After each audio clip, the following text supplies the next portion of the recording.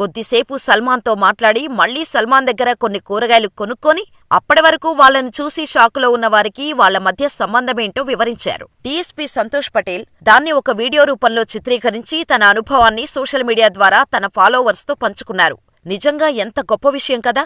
లేనప్పుడు సహాయం చేసిన ఒక కూరగాయల వ్యాపారి అనుకోకుండా అతన్ని చూసి ఇప్పుడు తను అంత పెద్ద హోదాలో ఉన్నా ఆ కూరగాయల వ్యాపారి మర్చిపోయి డీఎస్పీ సంతోష్ పటేల్ తన హోదా పక్కన పెట్టి ఆఫ్ట్రాల్ కూరగాయలు అమ్మే వ్యక్తి అని ఫీలవ్వకుండా గతం గుర్తు చేసుకొని మనస్ఫూర్తిగా కృతజ్ఞతలు చెప్పిన తీరు నిజంగా హ్యాట్సఫ్.